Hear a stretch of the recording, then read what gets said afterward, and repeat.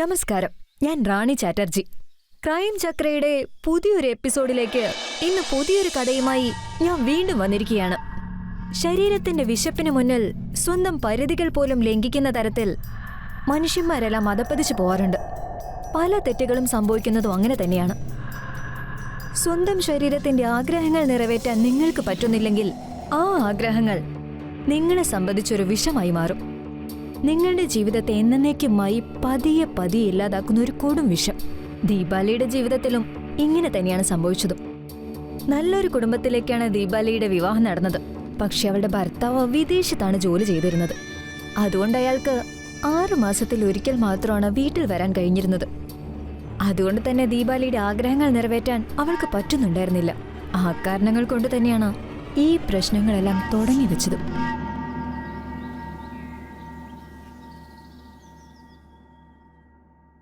അക്ഷയ്, മോനെ അക്ഷയ്, എത്ര മണിയായിന്നറിയാമോ? എണീറ്റേ. ഹോസ്റ്റലിൽ നീ ഇങ്ങനെ 10-11 മണി വരെ കിടന്നുറങ്ങോ? ഇപ്പൊ നീ വീട്ടിലെത്തി. ഇത് നിന്റെ ഹോസ്റ്റൽ അല്ല. നേരത്തെ എണീക്കാൻ ശീലിക്കേ. പിന്നെ നീ വേഗം കുളിച്ച് റെഡിയായിക്കേ. എനിക്കൊന്ന് മാർക്കറ്റിൽ പോണം. അമ്മ അങ്ങ് ഒറ്റയ്ക്ക് പോയാ മതി. ഹേടാ, 2 വർഷമായിട്ട് ഞാൻ ഒറ്റയ്ക്കല്ലേ പോയത്.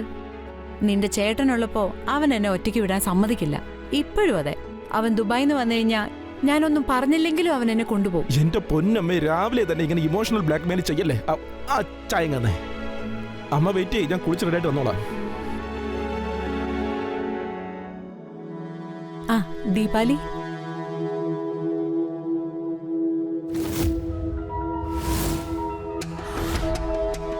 ഈ ചായ ആർക്കെടുത്തതാ? അമ്മയും ഞാനിത് അക്ഷയ്ക്ക് വേണ്ടി കൊണ്ടുവന്നതാ. അവന് ഞാൻ ചായ കൊടുത്തല്ലോ. കുഴപ്പമില്ല മോളെ, ഒരു കാര്യം ചെയ്യ്, നീ പെട്ടെന്ന് പോയി ഫുഡ് റെഡിയാക്ക്. ഞങ്ങൾ 2 മാർക്കറ്റിൽ പോകാൻ പോവാ. ശരി അമ്മേ. ദീപാലി മോളെ, ഇന്ന് മോളെ കാണാൻ നല്ല ഭംഗിയുണ്ട്. ആരുടെയും കണ്ണു തട്ടാതിരുന്നാ മതിയായിരുന്നു. താങ്ക് യു അമ്മേ. മോനെ, നീ കുളിച്ച് റെഡിയായി വേഗം താഴേക്ക് വാട്ടോ. അമ്മയൊന്ന് പോയാലല്ലേ എനിക്ക് റെഡിയാൻ പറ്റത്തുള്ളൂ. ശരി, ഞങ്ങൾ പോവാണ്. നീ പെട്ടെന്ന് വാ. ശരി.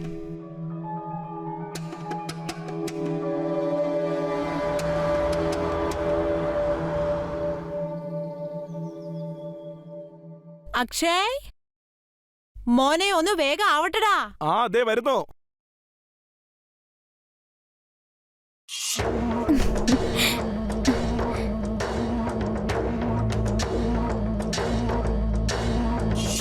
അക്ഷയ്, എന്താ ഇത്ര സമയം എടുക്കുന്നേ? ഏട്ടത്തി എന്നെ വിട്, അമ്മ വിളിക്കുന്നായിട്ടില്ലേ. അങ്ങനെ വിടാൻ പറ്റുമോ? നിന്നെ കാണാൻ എന്ത് സുന്ദരനാ. വിട്ടുകളയാൻ തോന്നണ്ടേ എനിക്ക്. ഏട്ടത്തി, അമ്മ കയറി വരും. പ്ലീസ് എന്നെ ഒന്ന് വിട്ടേക്ക്. ഞാൻ വേണമെങ്കിൽ നിങ്ങളുടെ കാല് പിടിക്കാം. മോനെ, ലേറ്റ് ആവുന്നടാ. അമ്മേ, ദേ വരുന്നോ. പ്ലീസ് എന്നെ ഒന്ന് വിട്ടേക്ക്. അമ്മ വിളിക്കുന്ന കേട്ടില്ലേ, ഞാനൊന്ന് പൊക്കോട്ടെ.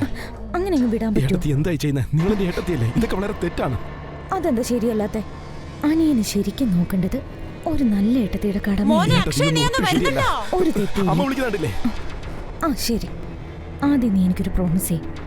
ഞാൻ പറയുന്ന കാര്യം നീ ചെയ്തോളാന്ന്. നീ എന്റെ അടുത്തേക്ക് വരാം. ശരി, ഏട്ടത്തി പറയുന്നതൊക്കെ ഞാൻ കേട്ടോളാം. പക്ഷെ ഇപ്പൊ ഒന്ന് വിട്ടേക്ക്. പറ്റുമെങ്കിൽ നീ പോയിക്കോ.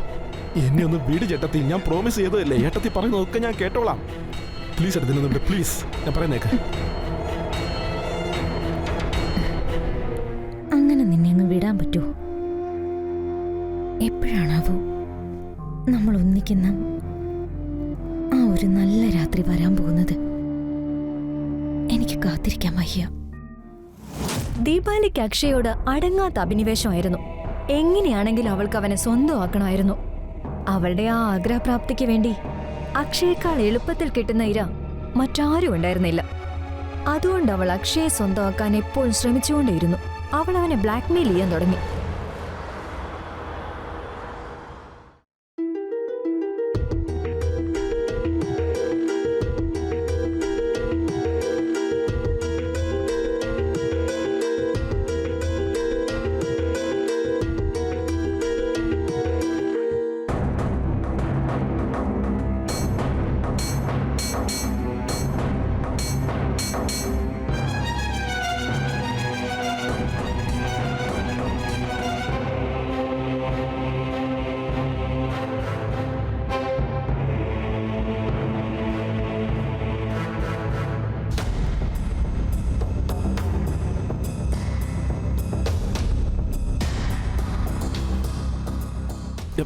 എന്താ ഞാനൊന്ന് ജോലി തൊട്ടെ. നീ നിന്റെ ജോലി ചെയ്തോ, ഞാൻ എന്റെ ജോലിയും ചെയ്തോളാം.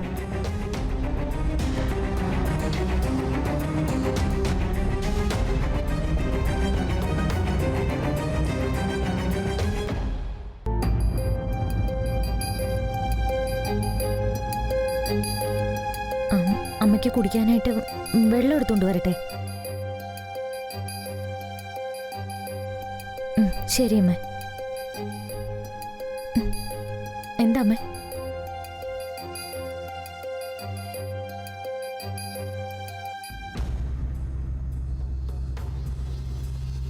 ഓ,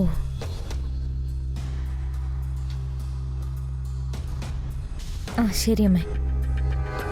ഇതൊരു നല്ല കാര്യമല്ലേ? എത്ര നാളിന് ശേഷം അങ്കിത നമ്മുടെ വീട്ടിലേക്ക് വരുന്നേ? കുറേ നാളിന് ശേഷം ഞങ്ങൾക്ക് രണ്ടുപേർക്കും കൂടി ഒരുപാട് സംസാരിക്കാൻ പറ്റും. നല്ല രസമായിരിക്കും.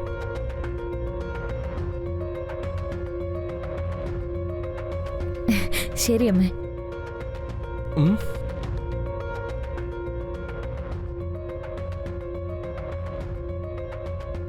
ആമേ ചെയ്തോളാം.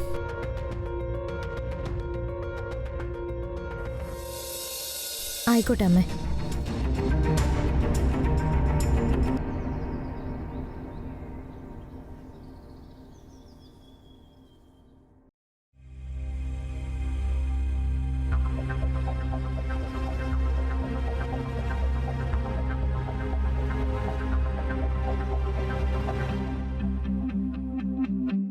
അക്ഷയ്, അക്ഷയ്. എന്താ അടുത്തി? അക്ഷയ്, അത് എനിക്ക് ഈ ഹുക്ക് ഇടാൻ പറ്റുന്നില്ല. ഒന്നിട്ട് തരാമോ? ഏട്ടത്തി എന്തിനാ എന്നെ കൊണ്ട് ഇതൊക്കെ ചെയ്യിപ്പിക്കുന്നേ? ഇതൊക്കെ മോശമാ. ഒന്നിട്ട് താടാ. ഇല്ല ഏട്ടത്തി, എനിക്കിതൊന്നും ചെയ്യാൻ അറിയില്ല. എന്താ നിനക്കത് അറിയാത്തെ? നീ ഇട്ട് തന്നാ മതി. പിന്നെ ഒരു കാര്യം കൂടി, നീ എന്നോട് പ്രോമിസ് ചെയ്തതാ ഞാൻ പറയുന്നതൊക്കെ ചെയ്തോളാന്ന്. പക്ഷെ ഇതൊന്നും ശരിയല്ല ഏട്ടത്തി, പ്ലീസ്. എന്ത് ശരിയല്ലെന്ന്? ശരിക്കും ഇട്ട് തന്നാ മതി. ഏട്ടത്തി ഈ മുടിയൊന്നും മാറ്റാവോ? അക്ഷയ് അങ്ങ് റൊമാൻറ്റിക് ആവാണല്ലോ. ഏട്ടത്തി ഇത് എങ്ങനെയാ പിടിച്ചിട്ടെ? സ്ലിപ്പായി പോകുക. ഏട്ടത്തി ഇതിടാൻ പറ്റുന്നില്ല, എന്നെ കൊണ്ടൊന്നും പറ്റത്തില്ല. ഒരു ഹുക്ക് ഇടാൻ പോലും അറിയില്ലെങ്കിൽ പിന്നെ നീ എങ്ങനെ അക്ഷയ് സ്നേഹിക്കുന്നേ? ഞാൻ ഏട്ടത്തിയുടെ ഭർത്താവൊന്നുമല്ല. നീ എന്റെ ഭർത്താവല്ല എന്നുള്ളതാ ഇപ്പൊ എന്റെ വിഷമം. ചേട്ടത്തി എന്തൊക്കെയായി കാണിക്കുന്നത്? പ്ലീസ് എന്നൊന്ന് വിട്ടേക്ക്. ഞാൻ പറയുന്നേക്ക്, ഇതൊക്കെ തെറ്റാണ്. ഞാൻ പറയുന്നേക്ക്, എന്നൊന്ന് വിട്ടേക്ക്. അക്ഷയ്, ഏട്ടത്തി ഞാൻ പറയുന്നേക്ക്, പ്ലീസ്. ഞാൻ ഒന്ന് പൊക്കോട്ടെ, വിട്ടേക്ക്. എത്ര നാളിങ്ങനെ ഓടിപ്പോവും? ഇന്നല്ലെങ്കിൽ നാളെ നീ എന്റെ അടുത്തേക്ക് തന്നെ വരും.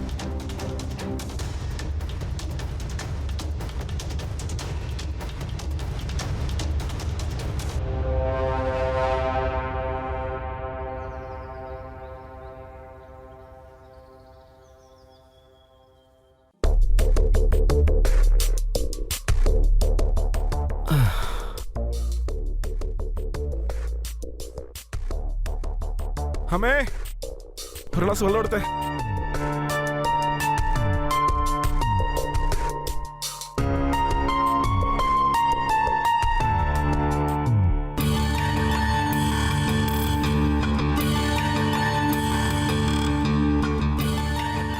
താനേതാ?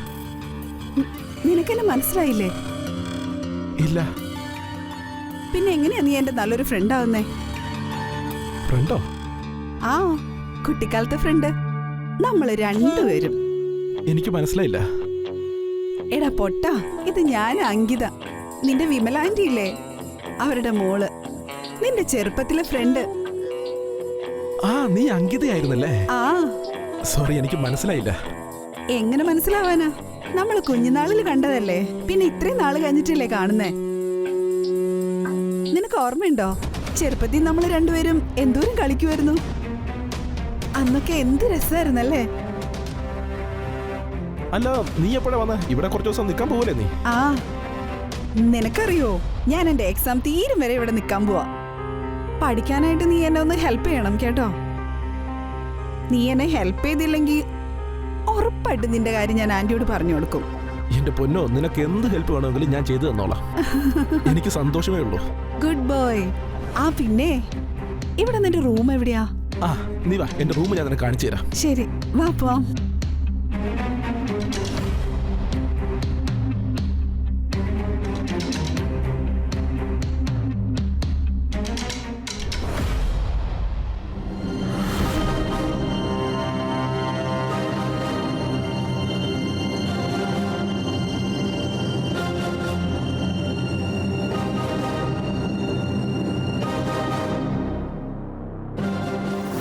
സ്വന്തം ആസക്തിയിൽ ദീപാലി മതി മറന്നുപോയി.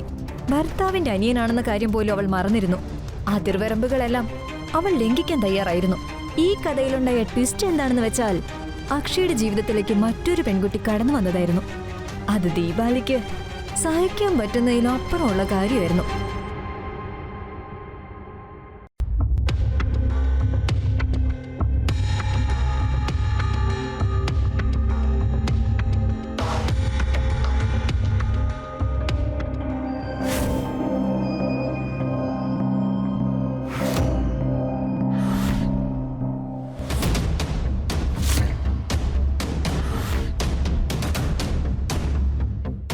ആ അങ്കിത, എന്താ നിൽക്കട്ടെ, വന്നിരിക്കേ.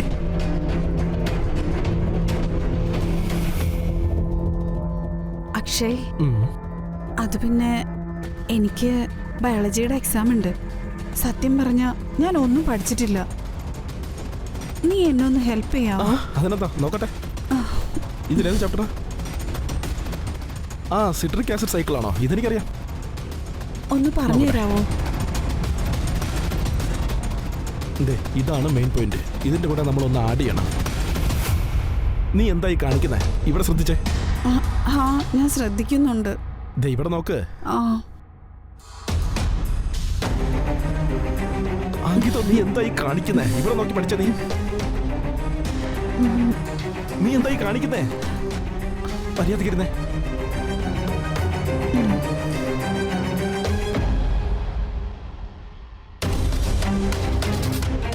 അങ്കിത, എന്തായി ചെയ്യുന്നേ? അക്ഷയ്, എനിക്ക് നിന്നെ ഒരുപാട് ഇഷ്ടമാണ്. നിനക്കൊരു കാര്യം അറിയോ? കുഞ്ഞുനാൾ മുതൽ എനിക്ക് നിന്നോട് ഇഷ്ടമുണ്ടായിരുന്നു. പക്ഷെ ആ ഇഷ്ടം നിന്നെ അറിയിക്കാനുള്ള അവസരം ഇപ്പോഴാണ് കിട്ടിയേ. നിനക്ക് ശരിക്കും എന്നോട് ഇഷ്ടമുണ്ടോ? അതെ അക്ഷയ്, സത്യമായിട്ട് എനിക്ക് നിന്നെ ഒരുപാട് ഇഷ്ടമാണ്. നിനക്കൊരു കാര്യം അറിയാവോ? നിന്നെ ഞാനന്നോട് ആദ്യമായിട്ട് കണ്ടില്ലായിരുന്നോ? എനിക്ക് അപ്പോഴും നിന്നെ ഇഷ്ടമായിരുന്നു. പക്ഷെ പറയാൻ പറ്റിയിട്ടില്ല. അതെന്താ അക്ഷയ്? അതെന്താന്നറിയില്ല. പോട്ടെ, ഇപ്പൊ കുഴപ്പമൊന്നുമില്ലല്ലോ? ഇല്ല.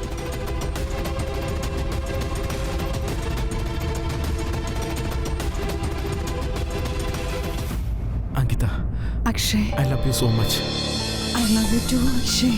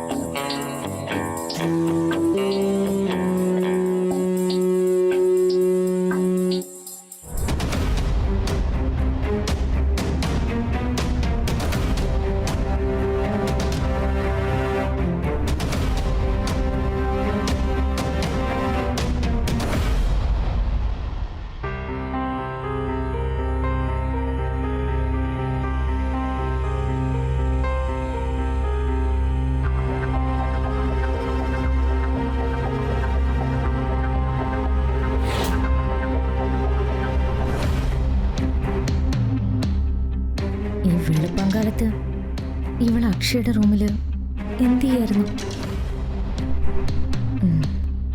അപ്പോൾ ഉറപ്പായിട്ടും ഇവർ രണ്ടുപേരും തമ്മിൽ എന്തൊക്കെയോ നടക്കുന്നുണ്ട്. അതെന്തായാലും കണ്ടുപിടിക്കണം.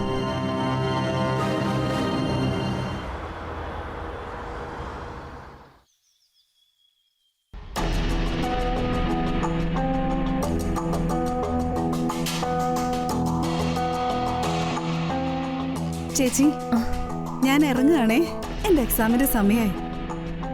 By. All the best. Thank you. ഇവൾക്ക് എന്തൊക്കെയോ കാര്യമായിട്ടുള്ള മാറ്റങ്ങളുണ്ട്. ഇതിപ്പോ എന്തായാലും കണ്ടുപിടിക്കാതെ പറ്റില്ലല്ലോ.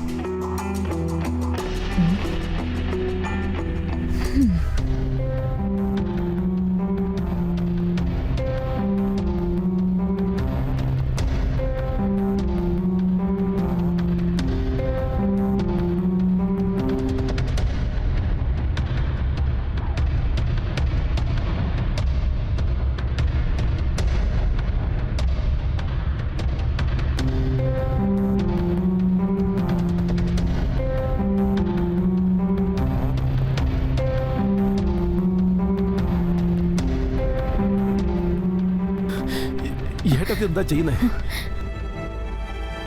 ഏട്ടത്തി എന്താ ഇത്? ഇന്ന് ഞാൻ നിന്നെ വിടില്ല അക്ഷയ്. നിന്നെ ഇന്നെന്തായാലും ഞാൻ എൻ്റെ ആക്കിയിരിക്കും. ഏട്ടത്തി ഇത് തെറ്റാണ്. ശരിയും തെറ്റുമൊക്കെ ഞാൻ മാത്രം എന്തിനാ അക്ഷയ് ചിന്തിക്കുന്നേ? നീ ഒന്ന് ആലോചിച്ച് നോക്ക്. നിന്റെ ചേട്ടൻ പോയിട്ട് എത്ര നാളായി? എനിക്കും ആഗ്രഹമൊക്കെ ഉണ്ടാവില്ലേ? സത്യം പറഞ്ഞാൽ നിന്നെ കാണുമ്പോൾ എൻ്റെ ശരീരം മുഴുവൻ തീ പിടിച്ച പോലെയാ. അക്ഷയ് പ്ലീസ്, എന്നീ തീ നീ കെടുത്തണം അക്ഷയ്. ഏട്ടത്തി ഇത് ശരിയല്ല. നിങ്ങളെന്റെ ഏട്ടത്തിയാ. അതിനിപ്പോ എന്താ? ഏട്ടത്തി ഇത്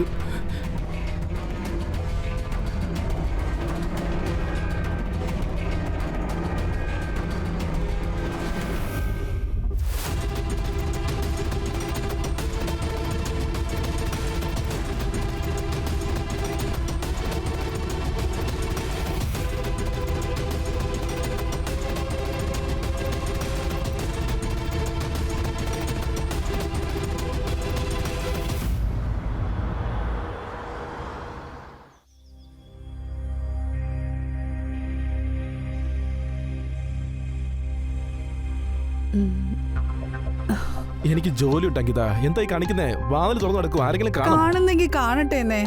നിനക്കറിയാലോ, ഞാൻ ഈ വീട്ടിലേക്ക് മരുമകളായിട്ട് വരാനുള്ളവളാ. അപ്പൊ ഇതൊക്കെയാണല്ലോ ഇവിടെ നടക്കുന്നേ.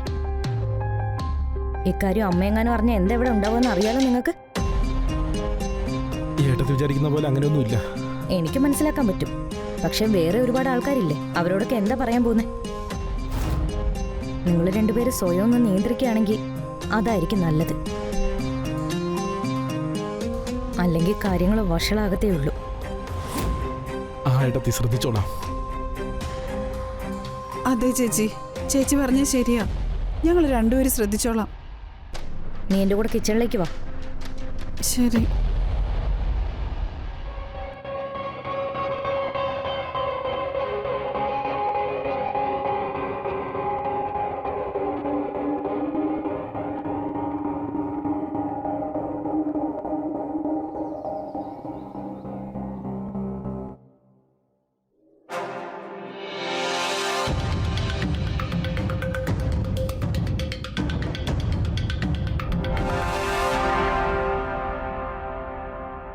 ഒറ്റയ്ക്ക് ഇവിടെ ഇരുന്ന് നീ എന്ത് ചെയ്യാ അക്ഷയ്? എഴുന്നേക്ക്, നമുക്ക് റൂമിലേക്ക് പോവാം. ഏട്ടത്തി എന്തായി കാണിക്കുന്നത്? ഒരുപാട് ജോലിയുണ്ട് എനിക്ക്. അന്ന് സംഭവിച്ചതൊരു മിസ്റ്റേക്ക് ആയിരുന്നു. അത് ശരി. അപ്പൊ അത് തെറ്റായിരുന്നെങ്കിൽ നീയും അങ്കിതയും കൂടി ഇപ്പൊ ചെയ്യുന്നതോ? അതെന്താ? അതെ, എനിക്ക് എല്ലാം അറിയാം. നിങ്ങൾ രണ്ടുപേരും കൂടി എന്തൊക്കെ ഒപ്പിക്കുന്നതെന്നും എനിക്ക് നന്നായിട്ട് അറിയാം. ഏട്ടത്തി എനിക്ക് അങ്കിതയെ ഒരുപാട് ഇഷ്ടമാണ്. അവക്കും എന്നെ ഇഷ്ടമാണ് ഒരുപാട്. ഞാൻ പറഞ്ഞില്ലേ, നമ്മൾ തമ്മിൽ നടന്നത് ഒരു തെറ്റായിരുന്നു. എനിക്കത് ആവർത്തിക്കണമെന്നില്ല. അതൊന്നും എനിക്കറിയില്ല. എനിക്ക് നിന്നെ ഒരുപാട് ഇഷ്ടം, അത്രേ ഉള്ളൂ. നിങ്ങൾ എൻ്റെ ഏട്ടത്തിയല്ലേ? എന്തൊരു നാണക്കേടാ ഇത്.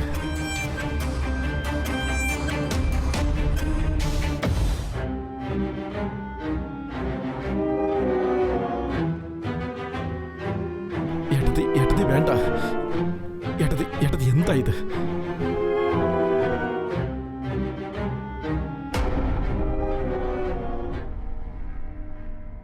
ഇല്ലെങ്കിൽ ഇത് അങ്ങനെയൊന്നുമല്ല. നീ വിചാരിക്കുന്ന പോലെ എല്ലാ കാര്യങ്ങള്. അത് ശരി. ഇവിടെ നടക്കുന്നത് ഞാൻ എന്റെ കണ്ണോട്ട് കണ്ടതല്ലേ. നീ ഇത്രയ്ക്ക് അതപ്പതിച്ചു പോകുമെന്ന് ഞാൻ എന്റെ സ്വപ്നത്തിൽ പോലും വിചാരിച്ചില്ല. അതും സ്വന്തം ഏട്ടത്തിയോടൊപ്പം. ഛീ! നിന്നെ പോലെ ഒരുത്തനെ ഇഷ്ടപ്പെട്ടത് എനിക്ക് പറ്റിയൊരു വലിയ തെറ്റാ. ഇനി നമ്മൾ രണ്ടുപേരും തമ്മിൽ യാതൊരു ബന്ധവുമില്ല. ഞാൻ പറയുന്നത് നീ ഒന്ന് മനസ്സിലാക്കുക. നീ ഇപ്പൊ കണ്ടതുപോലെ അല്ല കാര്യങ്ങള്. ഞാൻ എല്ലാം നിനക്ക് പറഞ്ഞു തരാം. പ്ലീസ് എന്നെ ഒന്ന് മനസ്സിലാക്കുക. എനിക്ക് നിന്നെ ഇഷ്ടം അങ്കിത. എന്റെ കൈവിട, എനിക്കൊന്നും കേൾക്കണ്ട. നമ്മൾ തമ്മിൽ ഇനി ഒരു ബന്ധവുമില്ല. ഇനി മേലാൽ എന്നെ ഫോണിൽ പോലും വിളിക്കരുത്. മനസ്സിലായോ നിനക്ക്?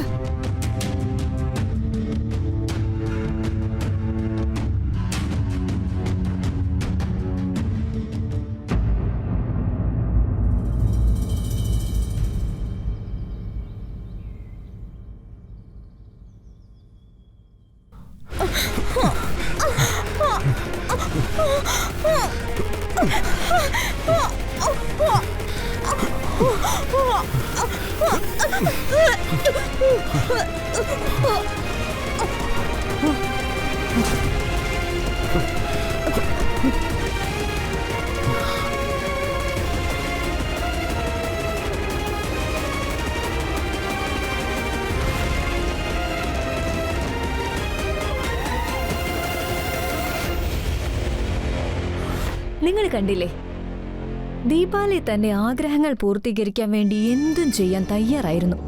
സ്വന്തം ഭർത്താവിന്റെ അനിയനോട് അവൾ ലൈംഗികമായി ബന്ധപ്പെട്ടു. അവനെ ബ്ലാക്ക്മെയിൽ ചെയ്യാനും തുടങ്ങി. അതിന്റെ ഫലമായിട്ട് എന്തുണ്ടായി? അക്ഷയ്ക്ക് അവിടെ നിവർത്തിയില്ലാതെ ഒരു കുറ്റകൃത്യം ചെയ്യേണ്ടി വന്നു. അവൻ ദീപാലിയുടെ കൊലപാതകം നടത്തി. തുടക്കം മുതൽ തന്നെ ദീപാലി അവളെ സ്വയം നിയന്ത്രിച്ചിരുന്നെങ്കിൽ അവൾക്ക് ഇങ്ങനെയൊരു വിധി ഒരിക്കലും വരില്ലായിരുന്നു.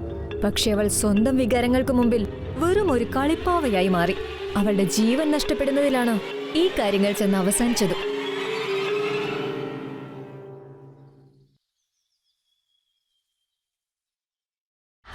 മോളെ ദീപാലി, കണ്ണ് തുറക്കും മോളെ. അക്ഷയ്, അക്ഷയ്, അക്ഷയ് മോനെ, നിന്റെ അടുത്തമ്മയ്ക്ക് എന്ത് പറ്റി നോക്കടാ. അങ്കിത, നീയല്ലേ ഇത് ചെയ്തത്? ഇവള് നിന്നോട് എന്ത് തെറ്റ് ചെയ്തു? എന്തിനാ നീ ദീപാലിയെ കൊന്നത്? എന്നോട് ഇവളെ എല്ലാ കാര്യങ്ങളും നേരത്തെ പറഞ്ഞിട്ടുണ്ടായിരുന്നു. നീയും അക്ഷയും തമ്മിലുള്ള ബന്ധം ഇവള് മനസ്സിലാക്കിയത് കൊണ്ടല്ലേ നീ അവളെ കൊന്നു കളഞ്ഞത്? അല്ലേ? എന്തിനാ നീ അവളെ കൊന്നു കളഞ്ഞത്? അമ്മ, അങ്കിത ഒന്നും ചെയ്തിട്ടില്ല. വെറുതെ അവളെ കുറ്റം പറയാൻ നിൽക്കണ്ട. കൊന്നത് അവളല്ല. നീ അവളെ രക്ഷിക്കാൻ നോക്കുവാണോ? അവളല്ല കൊന്നതെങ്കിൽ പിന്നെ ആരാ?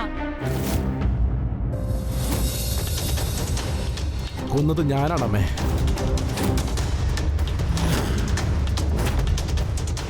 എന്നെ ഒരുപാട് ബുദ്ധിമുട്ടിച്ചു. എന്റെ റൂമിൽ കയറി വന്ന് എന്റെ വേണ്ടതടത്തൊക്കെ തൊടുവായിരുന്നു. എനിക്കൊന്നും തന്നെ മനസ്സിലായില്ല. ഞാനും അങ്കിതയും തമ്മിൽ ഇഷ്ടത്തിലാണെന്ന് ഇവർ മനസ്സിലാക്കിയപ്പോ അതിവർക്ക് സഹിക്കാൻ പറ്റിയില്ല. എന്നിട്ട് ഇവര് പറയുവാ എന്നെ കല്യാണം കഴിക്കണമെന്ന്. ചേട്ടനെ ഡിവോഴ്സ് ചെയ്തിട്ട് എന്നെ കല്യാണം കഴിക്കണോ അത്രേ. എനിക്കൊന്നും മനസ്സിലായില്ലമ്മേ, എന്നോട് ക്ഷമിക്കണം. ഇവരെന്നെ ബ്ലാക്ക്മെയിൽ ചെയ്ത് വേണ്ടാതൊക്കെ ചെയ്യാൻ നിർബന്ധിക്കുകയായിരുന്നു. എന്നോട് ക്ഷമിക്കണം അമ്മേ, എനിക്ക് കൊല്ലേണ്ടി വന്നത്.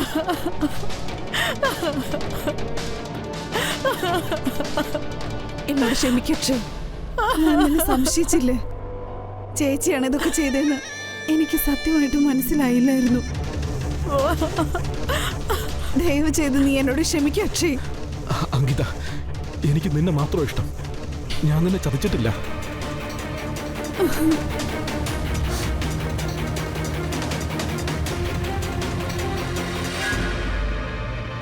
സുഹൃത്തുക്കളെ, ഒരു കാര്യം എപ്പോഴും ഓർക്കണം. നമ്മുടെ വികാരങ്ങൾ നമ്മുടെ നിയന്ത്രണത്തിലായിരിക്കണം, അല്ലാതെ നമ്മൾ നമ്മുടെ വികാരങ്ങളുടെ നിയന്ത്രണത്തിലായിരിക്കരുത്. അതിരുവിട്ട വികാരങ്ങൾ നമുക്ക് മേൽ അധികാരം സ്ഥാപിക്കാൻ തുടങ്ങുമ്പോൾ നമ്മൾ ഈ കണ്ടതുപോലുള്ള പല അപകടങ്ങളും സംഭവിച്ചേക്കാം. ഇത്തരത്തിലുള്ള കുറ്റകൃത്യങ്ങളിൽ നിന്നും രക്ഷപ്പെടാൻ വളരെ പ്രധാനമായി നമ്മൾ നമ്മുടെ ഇമോഷൻസിനെയും നീഡ്സിനെയും കൺട്രോൾ ചെയ്യാൻ പഠിക്കേണ്ടതുണ്ട്. അടുത്തൊരു കഥയുമായി കാണുന്നത് വരെ ജാഗരൂകരായിരിക്കുക, സേഫ് ആയിരിക്കുക. ജയ് ഹിന്ദ്.